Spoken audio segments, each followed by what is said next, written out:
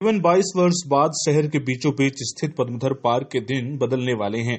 यह रीवा शहर का एक ऐसा स्थान है जहां शहर के अधिकांश सभा, राजनीतिक व सामाजिक कार्यक्रम आयोजित किए जाते हैं, लेकिन अब रीवा के इस प्राचीन स्थल के दिन बदलने वाले हैं। रीवा नगर निगम में इन स्थान को संवारने की योजना बनाई है। यह स्थान शहर के प्रमुख स्थानों में से एक है, जिस स्थान पर बेहद प्राचीन मूर्तियां सहेज कर रखी हुई हैं। इसकी निगरानी पुरातत्व विभाग करता है। इस पार्क का नाम पद्मधर पार्क क्यों पड़ा, इसके पीछे की भी एक कहानी है। इसे जानने के लिए सबसे पहले जानना पड़ेगा कि पद्मधर सिंह कौन है। पद्मधर सिंह एक महान स्वतंत्रता संग्राम सेनानी थे और अंग्रेजों की गोली से वो शहीद हो गए थे। विंध्य के इस सपूत ने अपने देश के आन बान और शान के लिए छोटी सी उम्र में अपने जीवन का बलिदान कर दिया। दरअसल 12 अगस्त 1942 को इलाहाबाद में छात्रों और युवाओं के साथ अंग्रेजों के खिलाफ वो प्रदर्शन कर रहे थे। वो तिरंगा लेकर सबसे आगे चल रहे थे, तभी अंग्रेजों की गोली उनके सीने में लग गई और वह शहीद हो गए। खामी हुई थी, उसके सिर पर लाठी पड़ी और वो अचेत होकर नीचे गिरने वाली थी कि पीछे से पद्मधर सिंह आ गए और तिरंगे ध्वज को थाम लिया और आगे बढ़ने लगे, भारत माता की जय बोलते हुए, वंदे मातरम बोलते हुए। अंग्रेज़ों ने चेतावनी दी और उन्होंने चेतावनी की परवाह नहीं की। अंग्रेज़ों ने गोली चलाई और उनके सीने पर गोली उतार दी।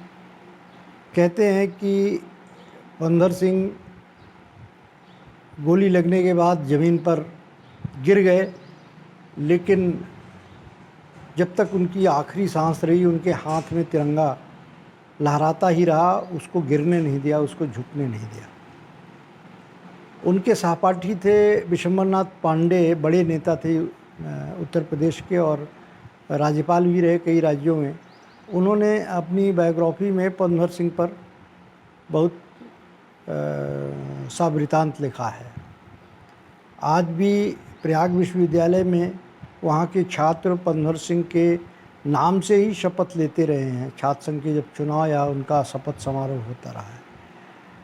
उनकी स्मृति में विश्वविद्यालय में भी हॉस्टल है और उनकी प्रतिमा है। रीवा में जो पद्मधर पार्क है, ये 1857 की जब शताब्दी मनाई गई 1957 में, तो तब देश में शैक्षणिक संस्थानों, पार्कों और इन सब के नाम क्रांतिकारियों के नाम पर रखे गए। उसी क्रम में 1957 में रीवा शहर के जो पुरानी विधानसभा थी विंध्य प्रदेश की, उसके सामने एक पार्क था, उसको पद्मधर सिंह के नाम से रखा गया। वो पद्मधर पार्क तब से आ रहा है और बहुत से राजनीतिक आंदोलनों का और बड़े बड़े नेताओं की सभाओं का वो साक्षी रहा है।